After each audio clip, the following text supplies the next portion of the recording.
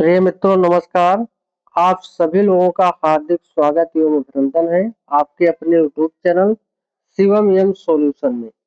देखिए लगातार आपकी सुपर टेट के लिए क्लास चल रही है। ये अभी प्रकाश आपका चल रहा है। प्रकाश से जितने भी प्रश्न बनते हैं आपकी सुपर टेट के लिए उन सभी प्रश्नों को 10-10 प्रश्न करके मैं करवाता हूँ। ये हमारा प्रकाश के लिए तीसरा क्लास होगा। देखिए जब ऐसे क्लासों को आप करेंगे तो आपको कहीं से भी कोई दिक्कत नहीं पड़ेगी और विगत वर्षों में प्रकाश से आपकी परीक्षाओं में 2 प्रश्न हर वर्ष पूछा आता है। तो चलिए शुरू करते हैं और अच्छे से प्रश्नों को हम पढ़ते हैं। देखिए आपका पहला प्रश्न लिखा हुआ है कि इससे कोई फर्क नहीं पड़ता है कि आप दर्पण से कितनी दूरी पर खड़े हैं। क्या कहता है कि इससे या फिर इसमें कह सकते हैं आप।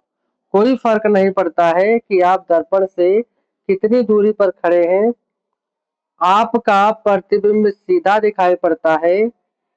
यह कौन सा दर्पण हो सकता है? पहला ऑप्शन दिया गया है या समतल या उत्तल हो सकता है, दूसरा है केवल समतल हो सकता है, तीसरा जो है अवतल है और चौथा डी ऑप्शन है केवल उत्तल। तो ये क्या होता है इसमें कौन सा दर्पण होगा? तो यहाँ पे आपका जो समतल या उत्तल दर्पण होगा यही आपका राइट हो जाएगा। कौन सा ऑप्शन सही जाएगा? जो ए ऑप्शन है, फर्स्ट ऑप्शन है, ये आपका करेक्ट हो जाएगा। क्योंकि समतल तथा उत्तल दर्पण में जो प्रतिबिंब बनता है वो कैसा बनता है? तो बोलोगे सीधा बनता है। और इसी में इस पर कोई फर्क इसमें नहीं पड़ता है। इस पर क्या होता है? कोई फर्क नहीं पड़ता है। किसमें? इसी में। तो यहाँ पे आपका कौन सा ऑप्शन हो जाएगा? तो आपका ये जो पहला ऑप्शन है ये एकदम करेक्ट हो जाएगा कि समतल या उत्तल दर्पण हो जाएगा। इससे कोई फर्क नहीं पड़ता है ना। और ये प्रतिबिंब जो होता है समतल या उत्तल दर्पण में कैसा बनता है? तो प्रतिबिंब आपका सीधा दिखाई पड़ता है। तो यहाँ पे ए ऑप्शन आप लोगों का एकदम करेक्ट होगा। चलिए दूसरा प्रश्न देखिए क्या है। रेटिना पर नेत्र द्वारा निर्मित प्रतिबिंब होता है।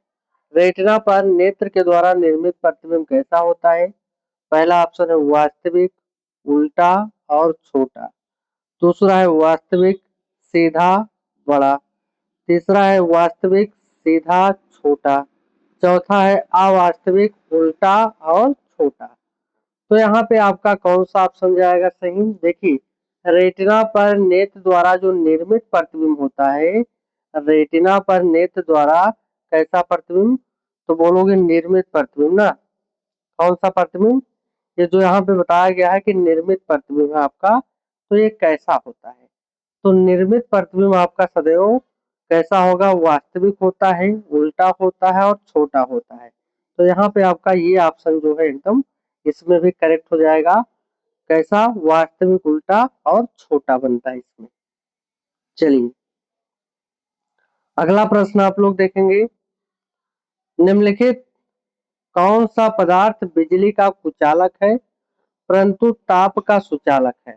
ऐसा इसमें कौन सा पदार्थ है चार ऑप्शन में जो बिजली का क्या है? कुचालक है परंतु ताप का क्या है? इसमें सुचालक है।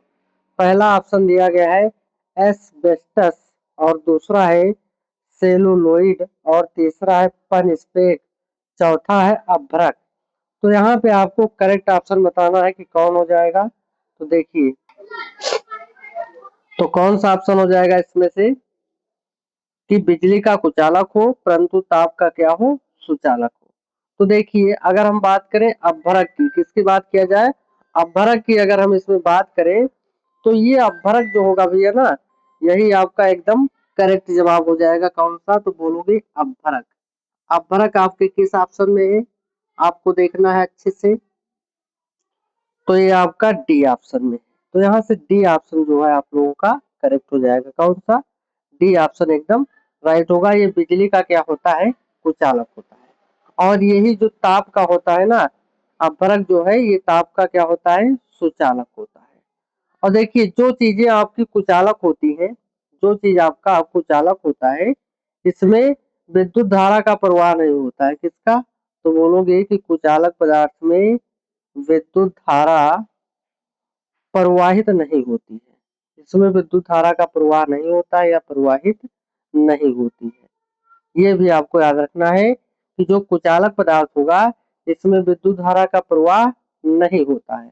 और अगर हम बात करें कि इसकी विद्युत चालकता कितनी कोटि की होगी, तो इसकी जो विद्युत चालकता बनेगा, विद्युत चालकता, ये कितनी कोटि का होता है, तो ये 10 की घात -10 से लेकर के 10 की घात -22 कोटि की होती है। कैसी होती है? कोटि लिखना है, कोटि की होती है। और इसका जो मात्रक बनेगा, क्या बनेगा, तो यहाँ पे जो ये मैंने आपको अभी बताया कि 10 की घात -10 से 10 की घात -22 ये किस में होता है, ये भी आप लोग जानेंगे। तो ये प्रति ओम सेंटीमीटर में होता है, ओम सेंटीमीटर में होता है।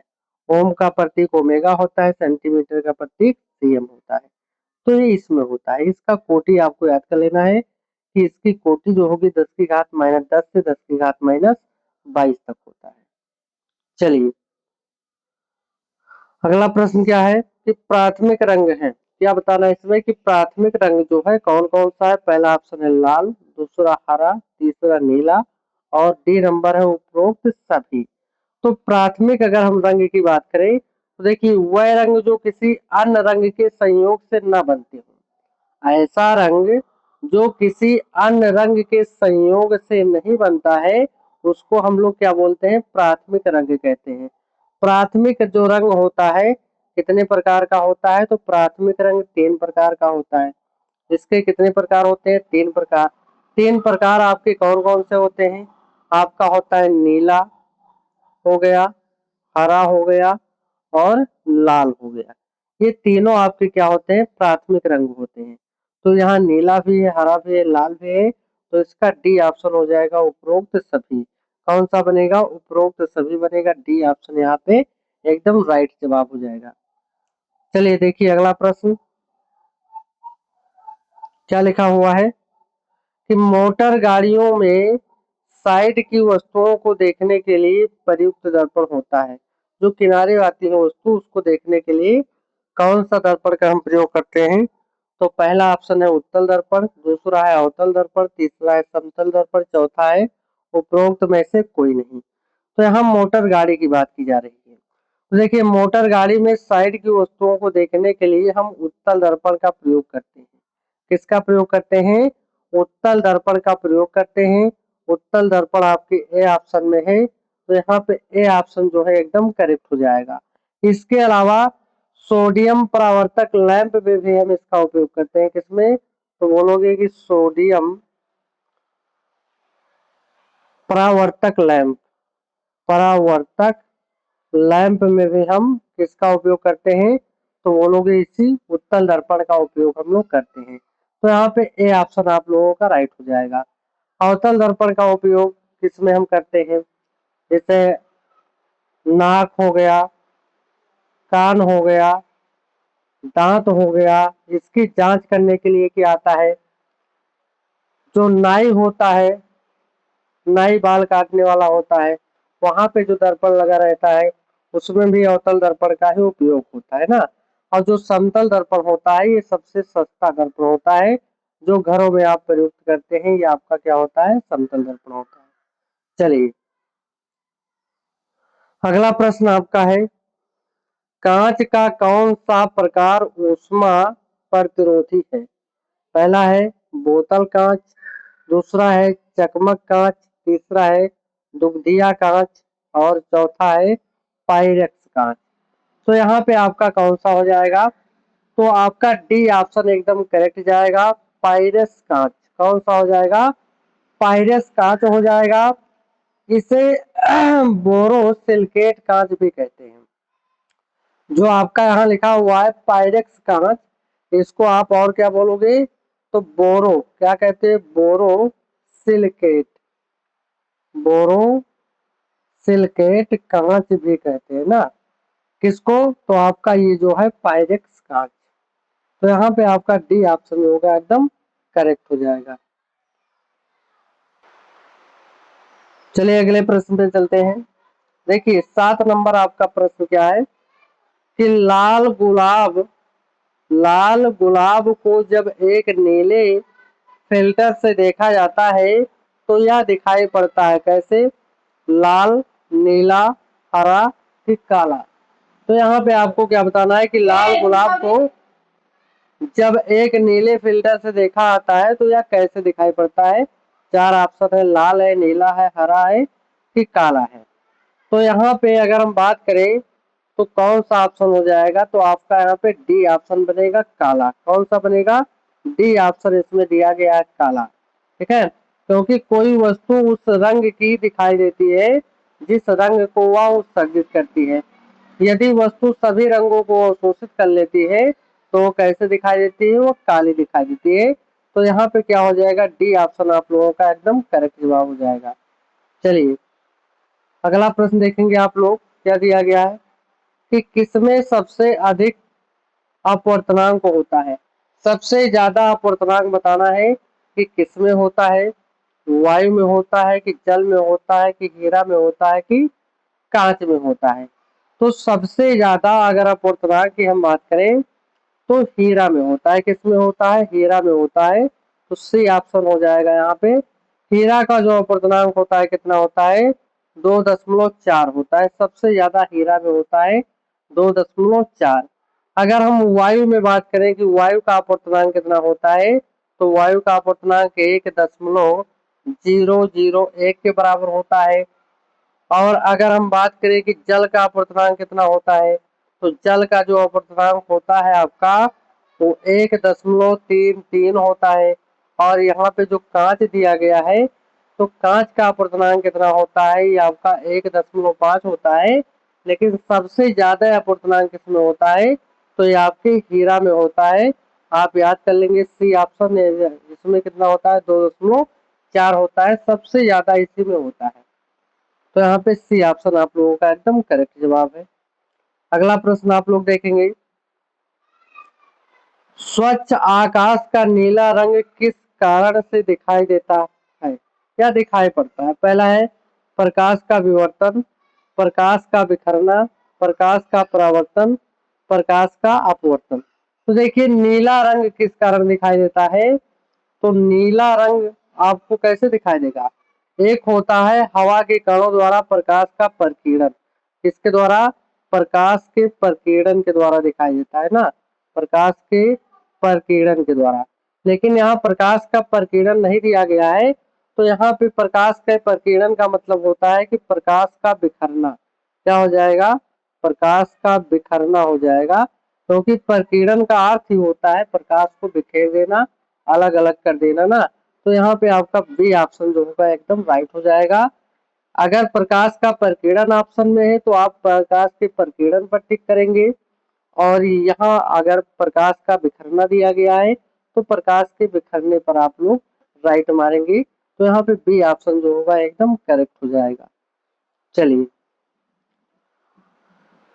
ये देखिए अगला प्रश्न आपका क्या है, प्रकाश की दिशा में होने वाले परिवर्तन की घटना जब वह एक माध्यम से अन्य माध्यम में होकर गुजरता है तो क्या कहलाती है? संचरण, परावर्तन की अपवर्तन की वितरण। अब इसमें आपको बताना है कि क्या होगा।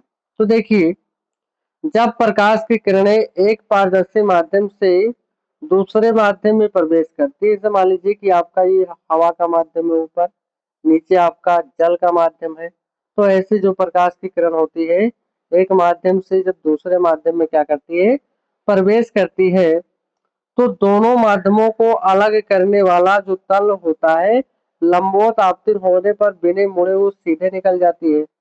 परंतु अगर हम बात करें तो तिरछी आपाती होने पर वह अपनी मूल दिशा से क्या हो जाती है? विचलित हो जाती है। और ऐसी घटना का नाम क्या होता है? प्रकाश का अपवर्तन होता है। क्या होता है? प्रकाश का अपवर्तन। प्रकाश के अपवर्तन अगर पूछा जाए कि किसे कहते हैं, तो प्रकाश का अपवर्तन क्या है कि यदि प्रकाश की किरण एक माध्यम से चलकर दूसरे माध्यम में प्रवेश करती है तो अपने मार्ग से विचलित हो जाती है, या फिर अभिलंब की ओर कह सकते हैं कि झुक जाती है। तो वही आपका हो जाएगा अपवर्तन। और जो परावर्तन होता है, तो परावर्तन में क्या होता है कि अगर प्रकाश की किरणें जब किसी चिकने या पालीदार तल पर पड़ती हैं तो पड़ने के बाद उसी माध्यम में वो क्या होती है, वो वापस लौट जाती है। तो ये घटना आपका क्या होता है, परावर्तन कहलाता है। तो यहाँ पे आपका सी ऑप्शन जो होगा एकदम करेक्ट हो जाएगा। तो ये था आपका प्रकाश से संबंधित 10 मोस्ट इम्पॉर्टेंट क्वेश्चन। इसको आप लोग अच्छे से पढ़ेंगे, प्रत्येक प्रश्नों का स्क्रीनशॉट ले लें आप लोग, एक बार रिवीजन करेंगे तो सुपर टेट के लिए आप बेहतर आपकी तैयारी हो जाएगी। और हमारा यही लक्ष्य है कि आपको सफलता जरूर मिले। तो चलिए, ये था मेरा भी छोटा सा वीडियो, मिलते हैं अगले वीडियो में। धन्यवाद।